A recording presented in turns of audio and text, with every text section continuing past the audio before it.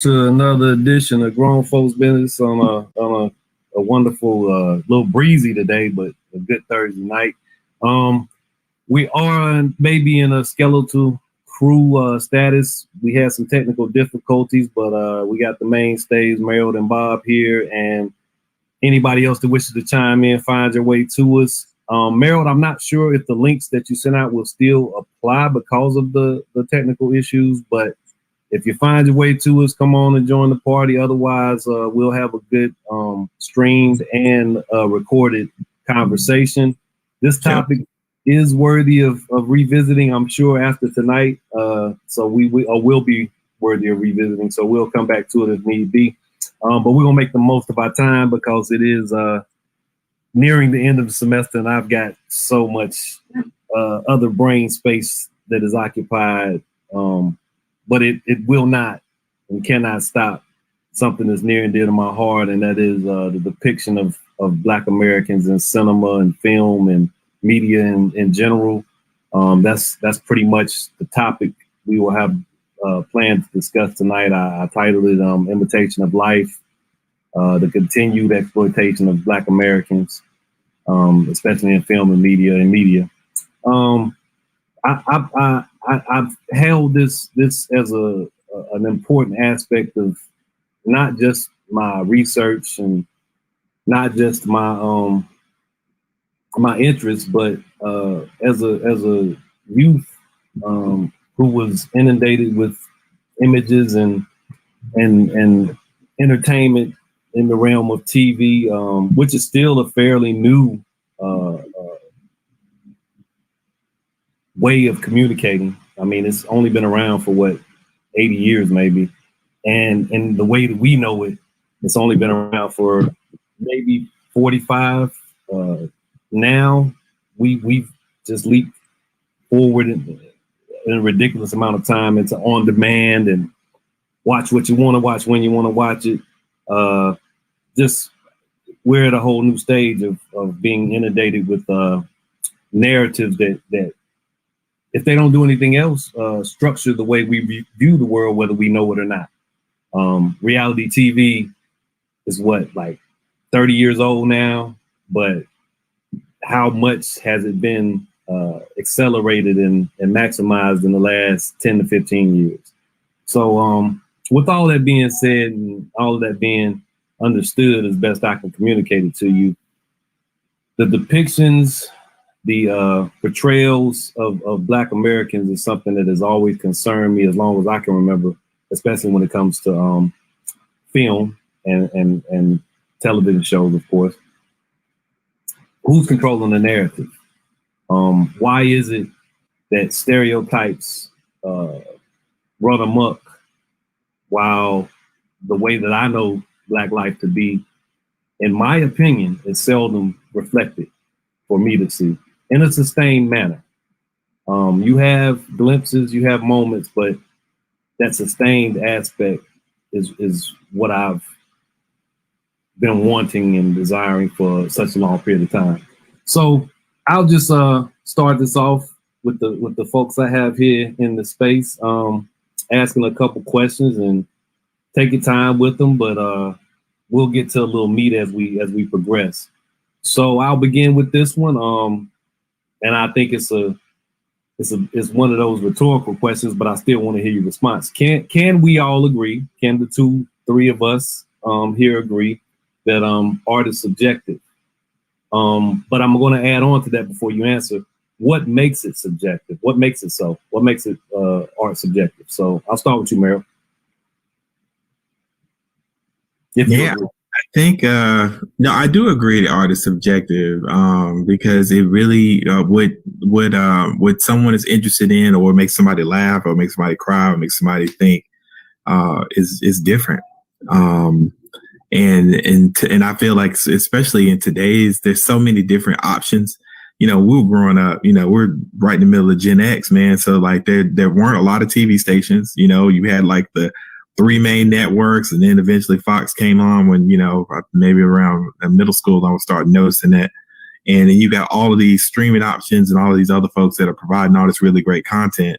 So whatever your thing is, there's something for it. And I'm really amazed every time, I feel like I have my finger on the pulse, generally kind of like some of the stuff that's really popular, but then there's always something I'm hearing about that's got this, kind of cult following of, millions of people that I've never heard or seen. So I 100% believe it's subjective. 100%. Okay. Bob, what about yourself? Art, I kind of think everybody will agree that it's subjective, but feel free. But what makes it subjective in your opinion?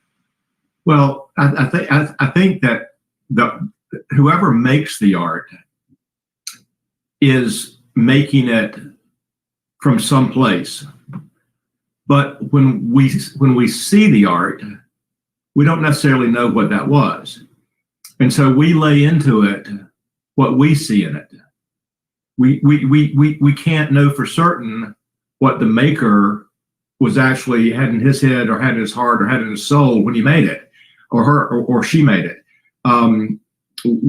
We don't necessarily know that. And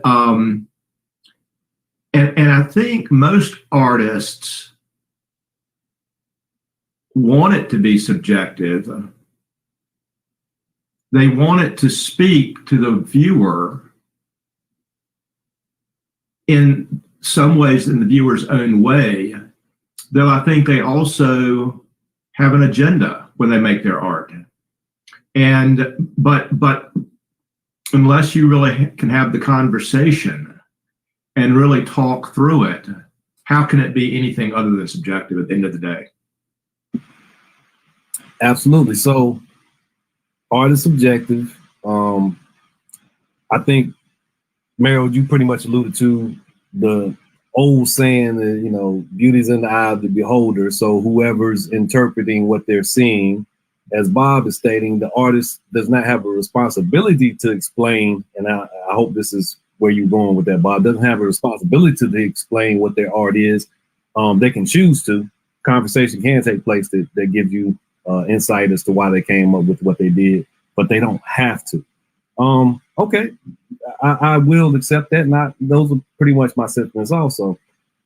But, and I'll come back to you guys, does art being subjective absolve it from any moral responsibility? So at what point do we say, sure, you can call that art, but there's something that it's not necessarily going to be accepted by me as being purely identifiable as art because of what it is contributing to society. So I'm interested in those responses. Bob, what you got?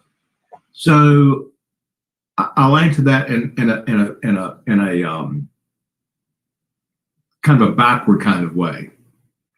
The art that you and I saw in Winston-Salem, the works on paper,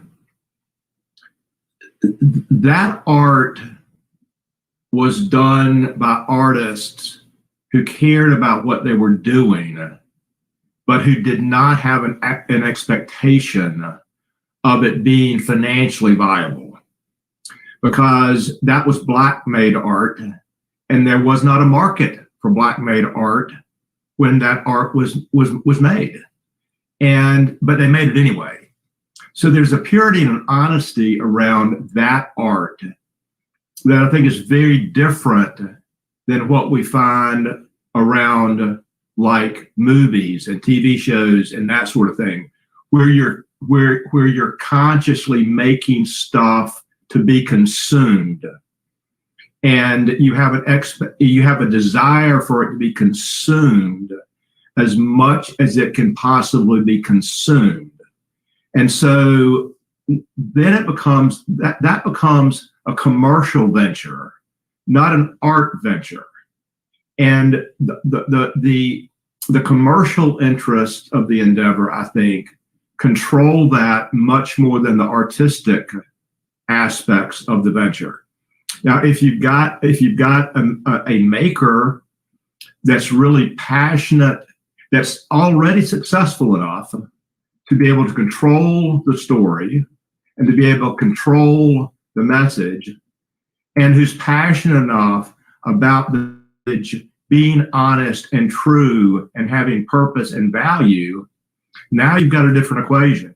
If you've got actors involved that are already successful enough that they can eat and live and whatnot, but who are passionate enough to participate in the telling of this story, you've got a different equation.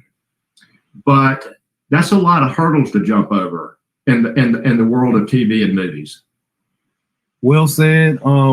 So wow. To unpack a little bit, the Cochran collection, I believe, is what we That's right. went to see it at Winston-Salem. I mean, at Wake Forest in Winston-Salem. Dynamic, awesome collection of Black art, as Bob said. It was created. Majority, I think, was 60s, 70s, some in the 80s, and so forth. But really wrestling with some aspects of Black Americanness. No profit motive. Right. No reason to think that your next move could get you somewhere that is beyond the stars and is worth you not necessarily engaging in some of the more meatier aspects of Black American life. Pure art, in my opinion. Not judging anybody else's, but I think that those were some really good pieces, and I appreciate you making that happen. That was very impactful art exhibit work that we were able to really go into. I'll be glad to share that with the group sometime. I might try to incorporate it at the end of the month. I'm not sure, but Marilyn, I'm going to come to you, but because Bob hit on something that I'm definitely looking forward to playing a clip from a person that he kind of mentions without having to be too specific. And it's not that he was mentioning this guy, but it's somebody who has all of those powers, all of that accomplishment that could allow for truth telling from a position of not being able to be removed so quickly, not risking anything. But I want to hear from you on what I just asked, if you can recall. I can. So that's a really interesting question. I had to really think about that. I mean, because like I am all about like personal responsibility and freedom of expression and that type of deal. So I'll say that I think like if you have art that is meant for public consumption, that is paid for with public dollars, like, you know, art in a museum or something like that, then I think there is some responsibility to try to have some governance on it, or at least, you know, have it be reflective of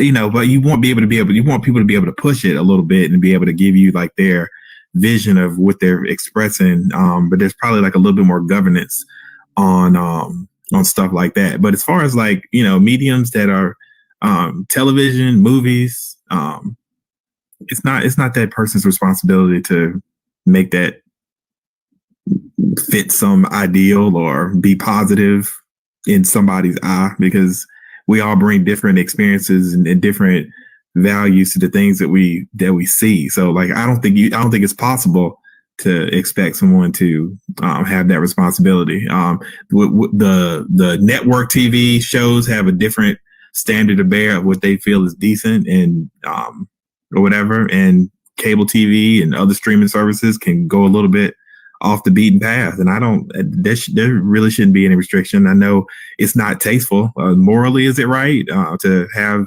poor images or ones that can be negative to certain folks? Maybe, but it's not the artist's responsibility. I don't think. It's just you. Here's my piece of art. If you put it on, it's there. I sit here and think a lot about like a lot of the music that I grew up listening to on its own. I mean, like some of the themes, I mean, like a lot of, you know, hip hop, a lot of, you know, stuff I grew up was super misogynistic, man. I mean, like some really crazy stuff, homophobic, all types of stuff, and value like this lifestyle that's just not real. But I was fortunate enough to know like the difference between like, this is just entertainment that somebody is profiting on. It's meant for people to just laugh and enjoy or whatever. And it's not that serious. But I had that fortunate. I do feel bad for our young people that don't have the ability or people in their lives to help them discern with that type of stuff in particular and certain TV images. And I used to watch as a kid, Little Rascals, man. Like I watched that as a grown up. And I'm like, what the hell is this? What is this? You know what I mean? But it was like, hey, wholesome. This is wholesome TV. And I'm like, this is some terrible. Like, what is this? What is up with this Steiny guy? Like, this is bad. Or Good Times. Like I remember people used to like have a lot of value for Good Times, and a lot of these Norman Lear shows are horrible. So horrible. You hit a nerve when you talk about Good Times like this. So I'll push back slightly. This show's trash. With the understanding that I'm okay with jovial moments, comedy. I think Good Times is probably, and we're getting ahead to another question I was going to ask at some point, but Good Times is probably one of the most palatable portrayals of Black Americans for a certain period of time. Now, John Amos, the character that the actor who played the father, took issue with the pushing and propping up of the JJ character. Yeah. So that happened. That doesn't, to me, his leaving the show is celebratory for me because it does show some agency for and some integrity, which gets to that question I just asked, right? He could have said, hey, this is art. Hey, what are you complaining about? This is pure art. Don't take, any of this too seriously. I'm going to stay here and get a paycheck. But there is something to be said for integrity. So where I was going with that is that calling certain media creations art has become detrimental to Black Americans, in my opinion. You just spoke somewhat about rap music or hip hop from an earlier generation. I would say balance is important. And at a time, I was to learn about hypertension. I love that. I mean, that's funny. Times taught a valuable lesson to Abel about hypertension. Glad to hear that. So Good Times has some value, Merrill. It has some value. Right. But yeah, so hip hop had balance at one point, and I'm holding both my hands together. I don't know if balance existed in hip hop at some point. Any art, any music genre has an adult element at certain points. There could have been a parental advisory sticker on music in the 19 teens when the album was first being printed. But we got to that point because you had a segment of the population that was so entrenched in urban warfare, survival, trying to find something to alleviate the stresses of life, and a large percentage of those people were Black Americans, and in certain cases, other ethnicities that were just unable to ascend beyond the ghetto, beyond urban life. So you get these artistic creations that are music related, and it becomes hip hop, and we go down that rabbit hole of at what point do you cross over that barrier and the imbalance occurs, and all of a sudden, if you don't have a criminal record, if you haven't been shot, if you haven't sold drugs, if you haven't committed some type of atrocity against probably people that look like you, then you're probably not going to be a successful hip hop artist. That's not the biggest part of our conversation tonight, but I completely get your sentiment, Merrill. And that goes back to Bob's earlier point of when there's the potential to make a profit, which gets to what I often discuss and what was in the title of tonight's show, exploitation. We don't have to, as Black Americans, just be exploited by other entities or groups of people. We can also exploit ourselves, and some of that occurs. And sometimes it occurs from people who are not Black American, from people who just look like Black Americans. But one thing that rings true, Black Americans, the culture that they've contributed to this country is and remains and seemingly has always been the most exploitable thing since their bodies were, since slavery. Every contribution in the artistic form is maximized to a level of exploitation, yet we don't have Black Americans in ownership of any of this stuff.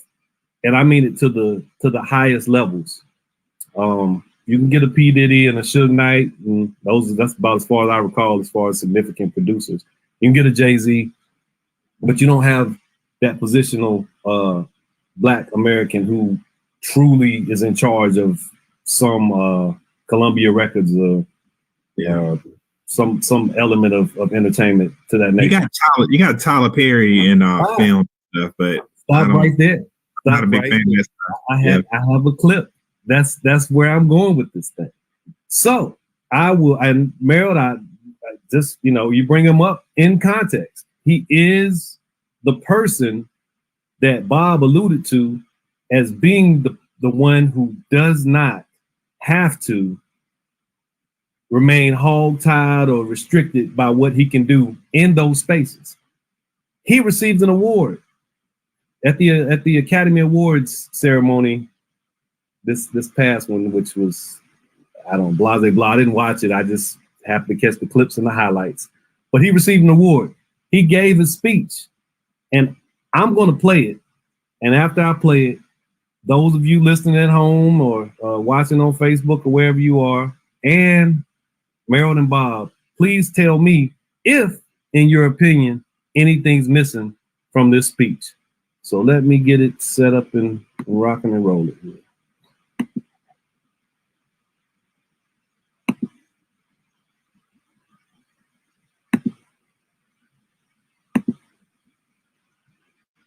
All right. See my screen, Merrill? Oh, yeah. Okay, here we go. Thank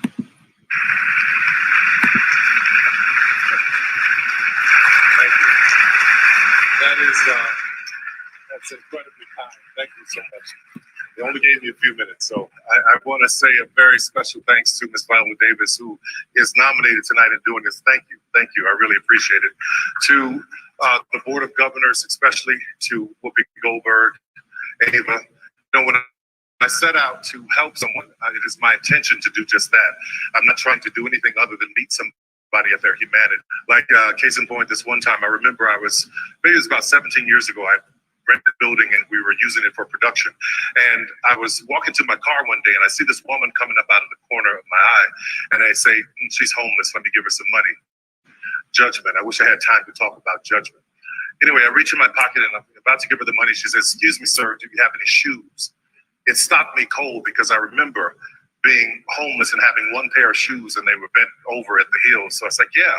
So I took her into the studio. She was hesitant to go in, but we went in, we go to wardrobe and there are all these boxes and everything around the walls and fabrics and racks of clothes. So we ended up having to stand in the middle of the floor. So as we're standing there, wardrobe, we find some shoes, we help her put them on. I stand up, I'm waiting for her to look up. And all this time she's looking down. She finally looks up, she's got tears in her eyes. She said, thank you, Jesus. My feet are off the ground. In that moment, I recall her saying to me, I thought you would hate me for asking. Like, how can I hate you when I used to be you? How can I hate you when I had a mother who grew up in a Jim Crow South in Louisiana, rural Louisiana, right across the border from Mississippi, who at 9 or 10 years old was grieving the death of Emmett Till. As she got a little bit older, she was grieving the death of the civil rights boys and the little girls who were in the bombing in Alabama. She grieved all these years. And I remember being a little boy and coming home, and she was at home, like, what are you doing at home? You're supposed to be at work. She was in tears that day. She said there was a bomb threat. And she couldn't believe that someone wanted to blow up this place where she worked, where she took care of all these toddlers. It was the Jewish Community Center. My mother taught me to refuse hate. She taught me to refuse blanket judgment. And in this time, and with all of the internet and social media and algorithms and everything that wants us to think a certain way, the 24-hour news cycle, it is my hope that all of us would teach our kids, and not only to remember, just refuse hate. Don't hate anybody. I refuse to hate someone because they are Mexican or because they are black or white or LGBTQ. I refuse to hate someone because they are a police officer. I refuse to hate someone because they are Asian. I would hope that we would refuse hate.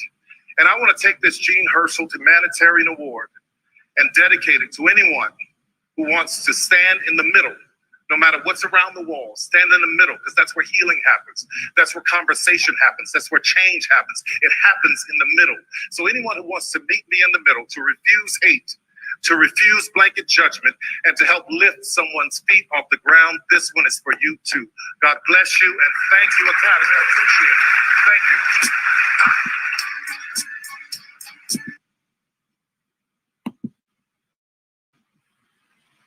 So I gotta ask, did he say anything? I'm wondering. And Meryl, you brought him up. I just had a clip I was ready to play. So, what did you get from that speech, man? Meryl, what did that speech say to you? Wow. I'm lost. I guess I'm lost in like what like, it's easy to like, so it's the very popular thing to do, right? I mean, like you get an award, and you will get a whole bunch of claps when you say things that are very obvious. I mean, it's just lip service. Hey, let's just not hate each other. And, you know, I made it. I used to be you, and look at me. And now I'm here, you know. Just because magically, you know, it happens if we just don't, you know, and it's important to have that attitude about like, you know, not prejudging folks and not, you know, casting aspersions, folks. It's true, but I don't know. I don't know what that was. I don't want to disparage it because like I don't want it to come across like I'm disparaging. I think it's a great story. It just seemed like he had a story that he wanted to tell and wanted to get some claps. And in this time of turmoil and people talking, because a lot of folks who don't have to deal with some of the inequities and they're in the safe spaces. And I've had people tell me this, you know, like, you know, things just be a whole lot better if you don't bring up this race stuff. You know, can't we just be one and just, you know, if you don't bring it up, you know, you don't want to turn people off. And so, you know, I don't think anybody had to have that conversation with him, man. I don't think anybody had to say, don't bring it up, man. You know, just keep it positive, man. Just, you know, just tell this little story that may or may not be true. And, you know, you can do it. So I'm so stuck on that because like, it's not a terrible message. It's just, it did seem very authentic. You know, it's cool. At what point does reality transcend controversy? J. Dwayne Garnett says, as always, he has excluded black men. He hates black men. Hey, he hates men. I don't know. I think that's what I take. I think he hates women, but that's a whole nother show. It's like the women in his movies are just the most despicable people you've ever met. Black women in his movies are just hateful, horrible. They let the children get raped. It's crazy. I mean, you know, I'm just like, there's something going on, but that's another show. Well, you can play into that factor of there being an exploitation of black pain that runs I won't say rampant, but it runs thematically through a lot of his works, which I'm not here to criticize. I'm here to make an observation. Bob, there's the guy that you were alluding to, whether you knew it or not. He is an all-powerful figure in La La Land. What he shared on that stage, did any of it resonate with you? Did any of it move a needle?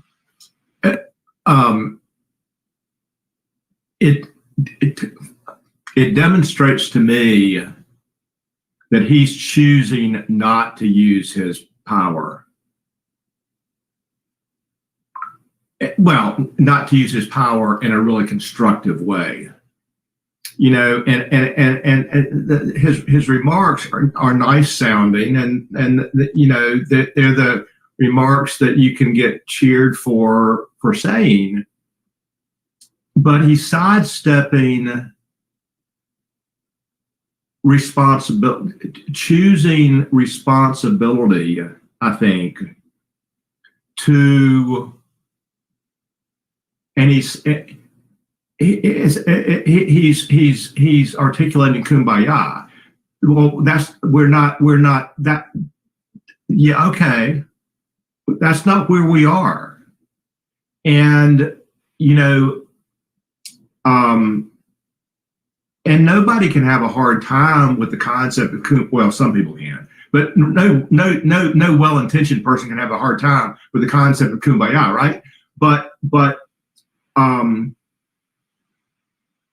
this isn't a feel-good time. This is a work time, and it's a responsibility time, and it's an action time. It's a do things time. I was on a call right before this. Felt, you know, I'm pretty connected with the leadership and character program at Wake Forest, and it was I got to listen to 3 students in that program talk about things, and they talked about transformation of self.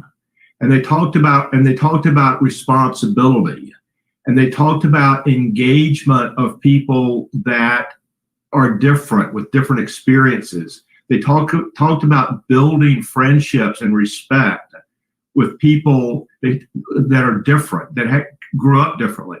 They talked about standing up for and how to. They gave examples of situations where this wrong took place. They were there, and how they responded, and how they, in reflection, should have responded, and how other people didn't respond, and how that created argument and tension, and then how they worked through those kinds of things. That's the kind of stuff that we've got to be doing. They're students, people with power, and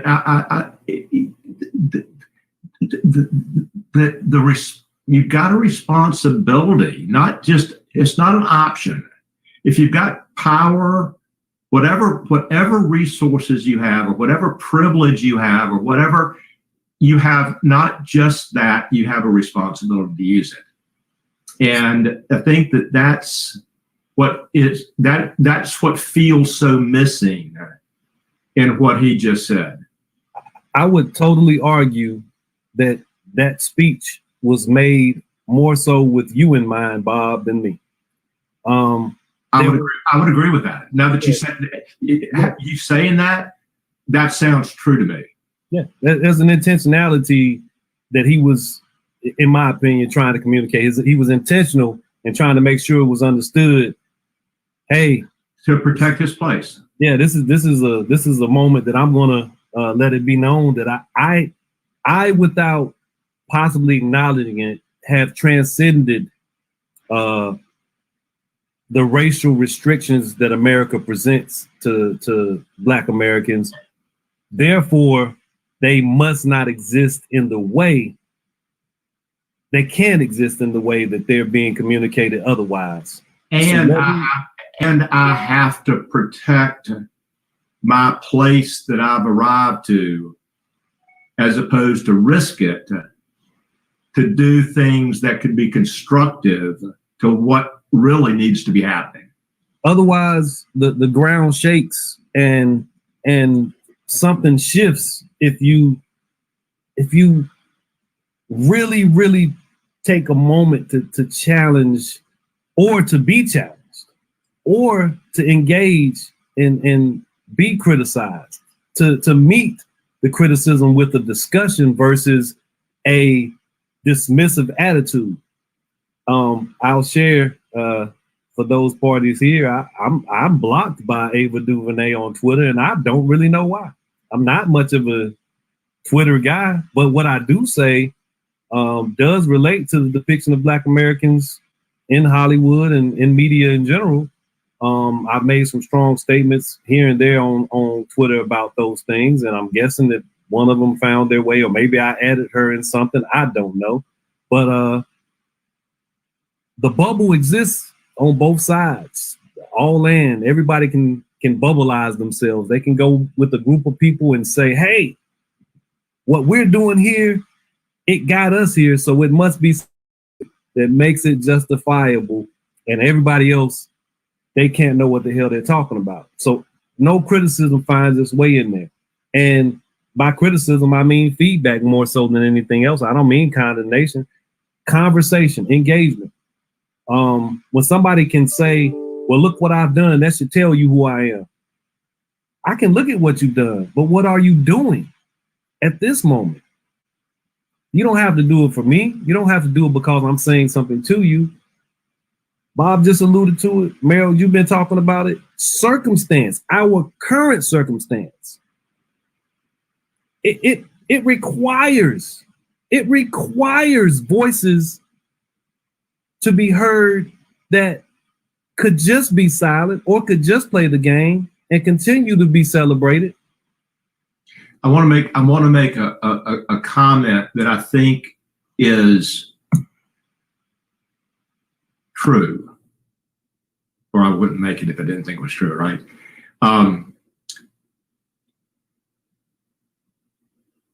White people that make it gain more freedom. White people that make it become listened to more and can say whatever the hell they want, and it's listened to more.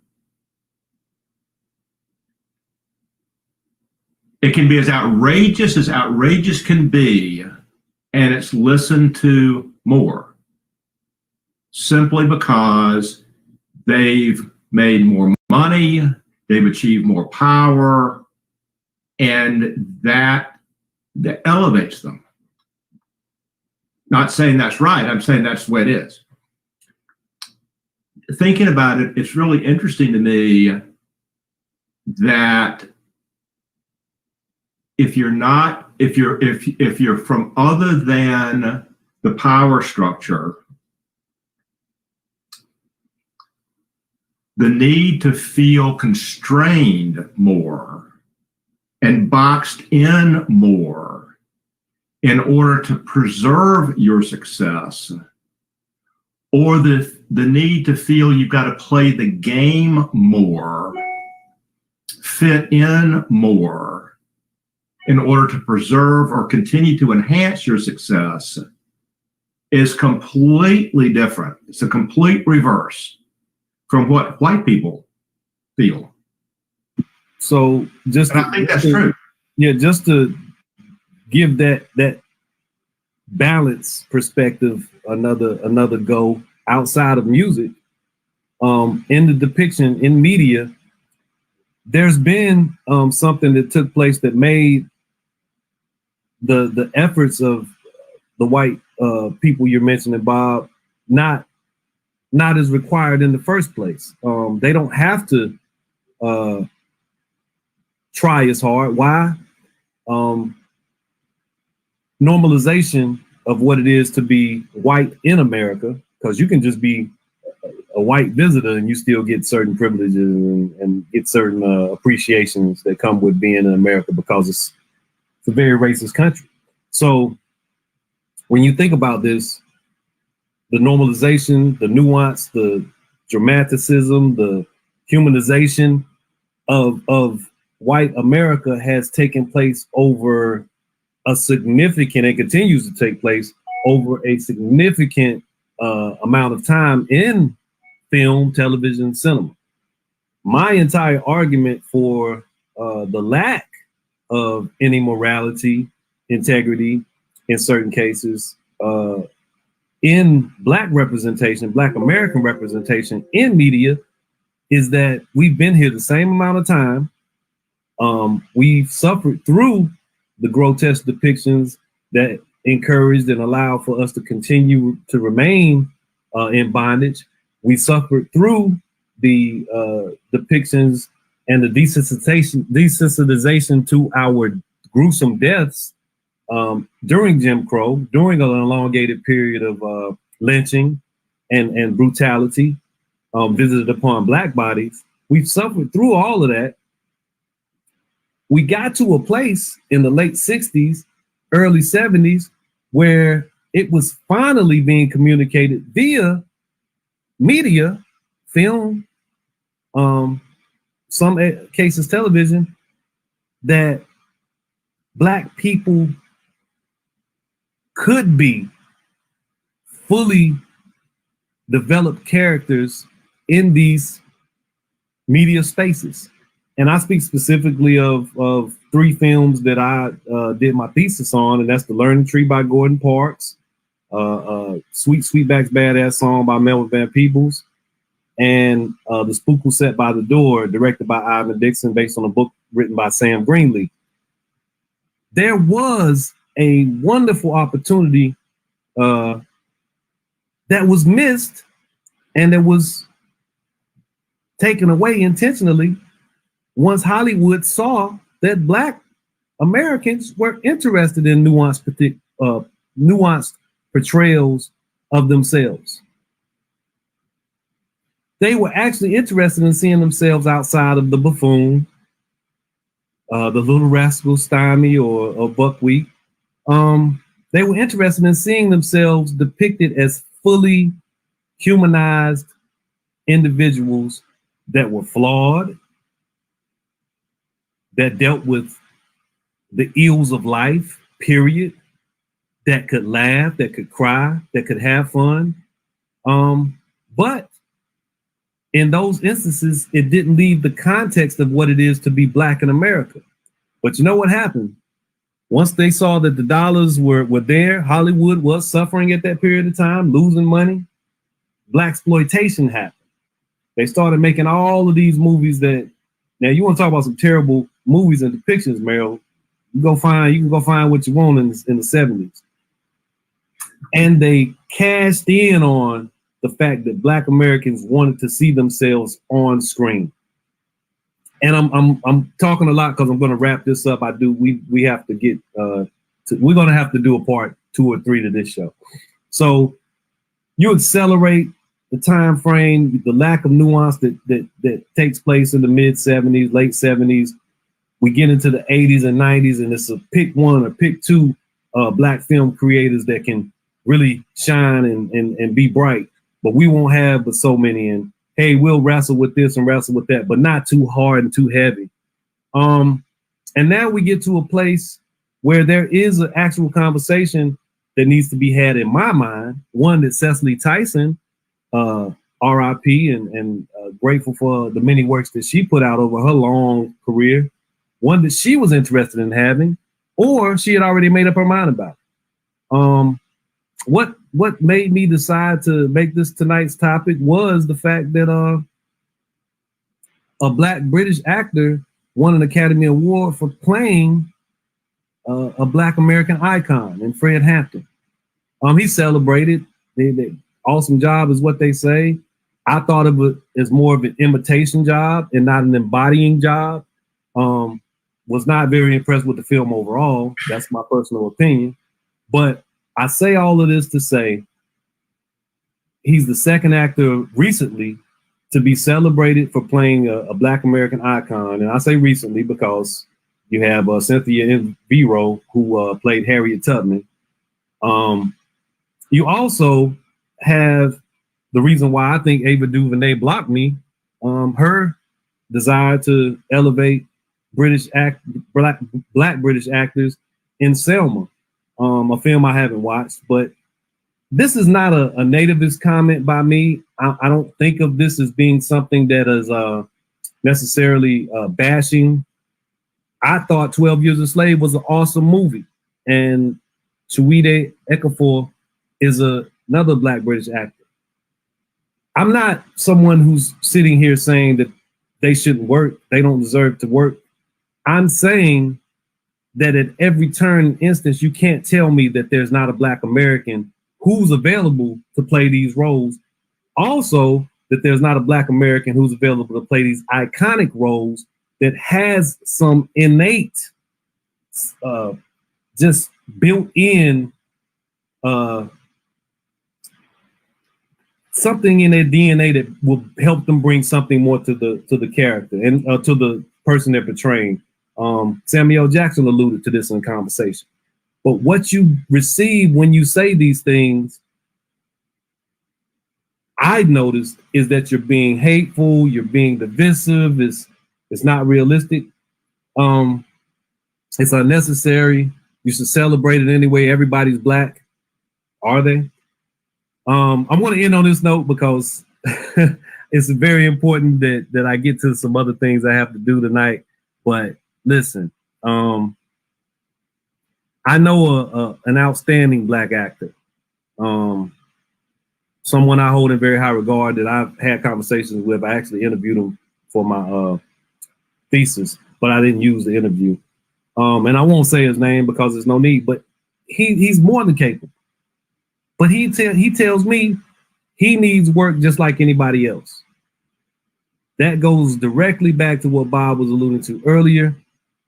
There's a ceiling that people who are in need of jobs meet.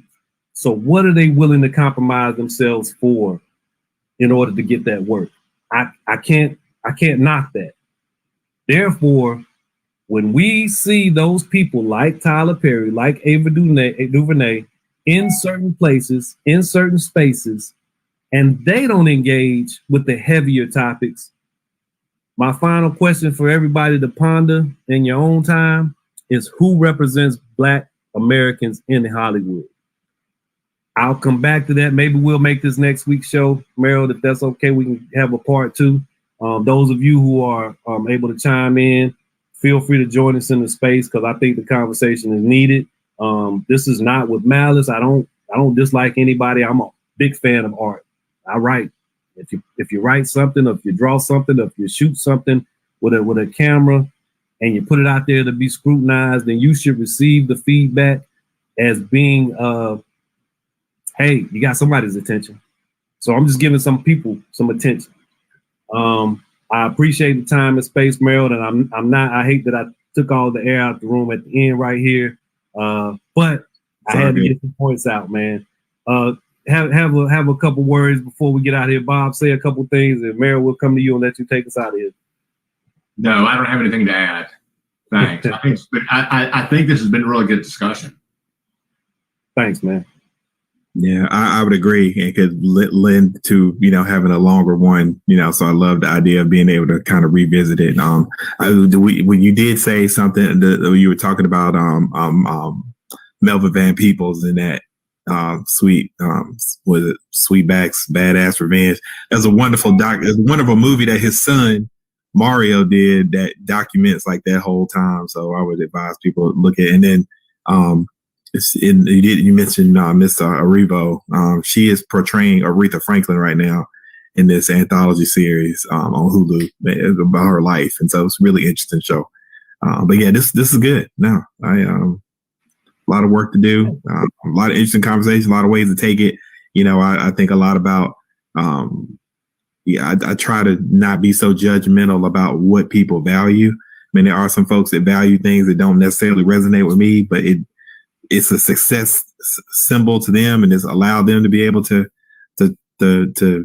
thrive, I guess. But it's like Jay said, safety and survival. I mean, it's layered in just a weird space we're in. Yeah, you can be good all by yourself. Sure can. Take that for how I mean it. You can be good. I agree. Yeah, people have a lot of value for this for that Oscar statue, and I'm like, I guess it's all right. I don't want to poo it, but it means nothing to me. But but it means a lot to other people. It's a symbol of, we need that black was only Halle Berry was the only person to ever win actress. So people were like, a little disappointed that there wasn't a black woman to take away the Oscar at the end of the night, because it would be such a huge monumental thing to have this black actress to make this history. And I'm like, all right, I guess. I don't know. So these award shows are funny, man. It's just like people walking in gowns and congratulating each other. It's weird. But validation, man. Yeah. It's one thing, and I understand to be validated by one's peers is an awesome thing. yeah, But we, in my opinion, we've reached a point of diminishing some of that validation and commingling it with ulterior motives and things that are insincere. What I'll do, and Mel, if you can do this, I'm going to send you the post that I created that probably it ain't gonna say probably didn't much engagement because people don't like to, they don't want to. Let me say this. I humbly state, I don't think people like to really think critically about certain matters. Sometimes there's a choice to be entertained. I'm kind of past that. I put an extra scrutiny on most things that I encounter. Meryl, you're aware of that, the Falcon and the Winter Soldier. It's Captain America and the Winter Soldier. Hey, as long as whatever he wants to call himself. We'll talk about that another time. Also, if you can, I'll send you that. If you can find the post I made, put it in the NC100 chat. Yeah, people engaged that are listening. If you're interested, Jay, feel free, comment on it, and we'll revisit this. If not next week, the week after, but we'll come back to this topic. But if you can, go look at the post. I think it says most of what I'm trying to say. Matter of fact, it might say more because I actually kind of unpacked a lot of my thoughts about what we're witnessing in highly weird right now. So everybody take care. Y'all have a wonderful evening. Thanks for joining us as always, Bob. Thanks, Meryl, for providing the space, and thanks for your valuable input. You guys have a wonderful, wonderful evening, and take care. And I'll catch you on the flip side. All right, sounds good. Thanks, Facebook, YouTube. We'll see you.